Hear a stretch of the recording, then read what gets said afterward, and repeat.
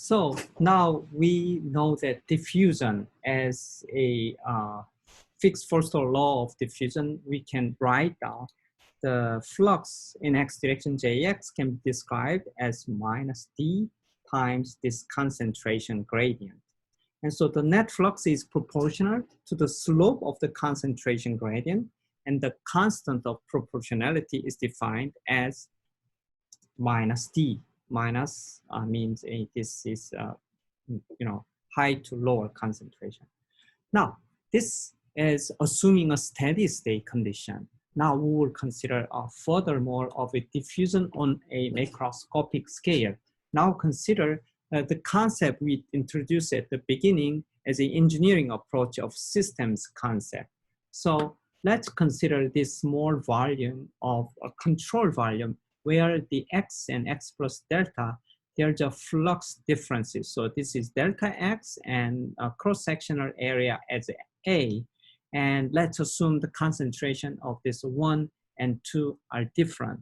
And there will be different fluxes called J1 and J2. And let's consider this a little darker volume as our control volume for analysis. Then we can apply our concept of conservation law. So assuming the total number of particles is conserved, so we can apply for mass conservation. And in a period of time over tau, so we are now considering changes over time. And then what will happen to, we are interested in net increase in the number of particles within this control volume. Then there's an input from this number 1 cross-section that flux times area and time will mean that during the tau times, this number of particles will enter from the left. And likewise, the flux at the x plus delta times area times tau, this number of particles will leave out from the control volume. So it will count as a decreases number. And so the net number of particles per unit volume in the box must increase at a rate by applying mass conservation. And this resultant equation of partial differential equation is describing what's happening in terms of the concentration changes over time and over a space. And this, I will describe it as a board exercise. So now let's derive the Fick's second law of diffusion. So I made this control box here with a flux at x and x plus delta. And so this infinitesimal distance is delta and the area is A.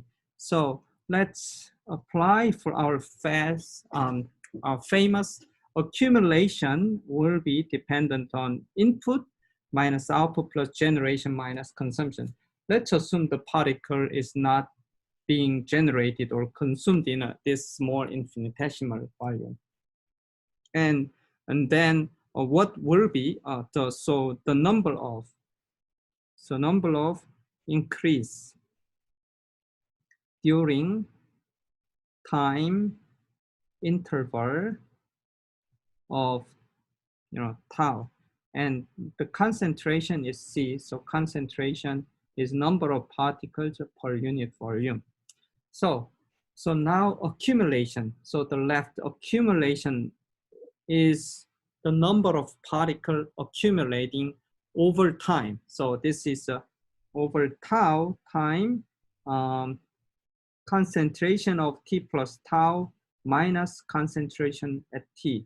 And concentration times volume. So area times delta will cause the number of particles increase per unit time. And the influx and outflux, so let's see, in minus outflux will be defined as this flux. So Jx, okay? So increase is Jx at x and time t, okay? But the number of particles influx is flux is per number of particles crossing per unit time and area. So we have to multiply the area and time as well. And now the living at the x equals this x and x plus delta, the particle is leaving out. So we have to put minus sign on that. So Jx, x plus delta at time t. Again, this is flux. So number of particles will per unit area, per unit time. So that's what we have to write it down. So let's rearrange this as for concentration. So left-hand side is Ct plus tau minus Ct over tau, okay? Then the rest will be, so that goes to the other part. So area will be canceled out, but delta will be there. So that, and I put minus back, Jx x plus delta time minus Jx x time divided by, now changes in x, so delta will be put it here.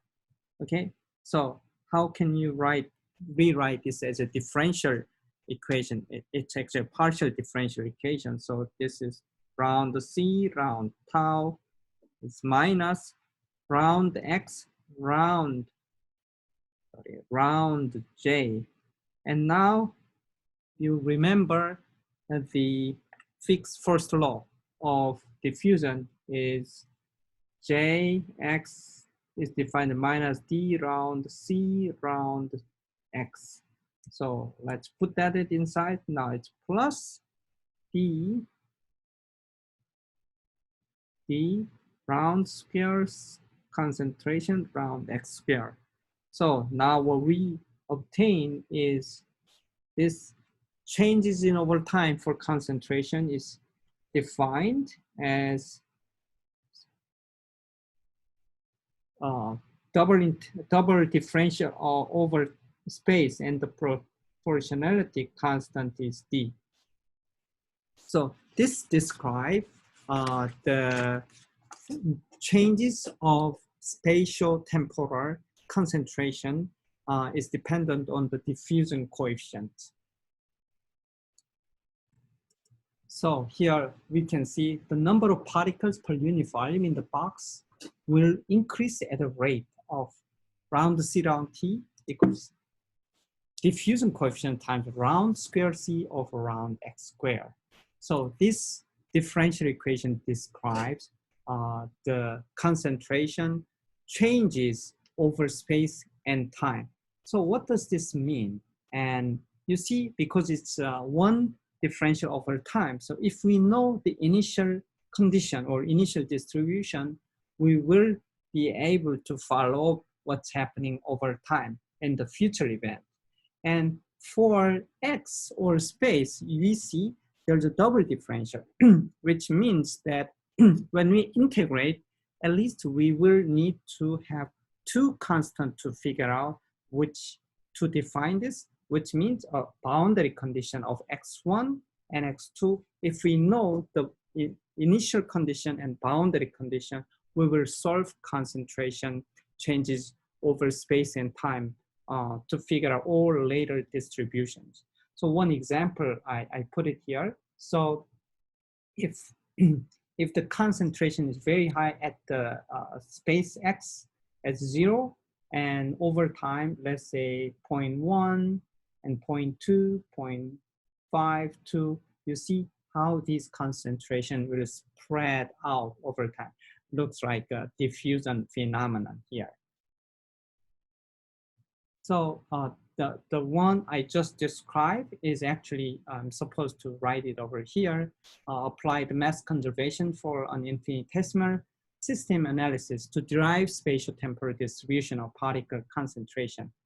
By use of Fick's first law, we derive Fick's second law. The meaning of this is, if we know at some point of time and the space system boundary, we will be able to describe all things of concentration in space and time following.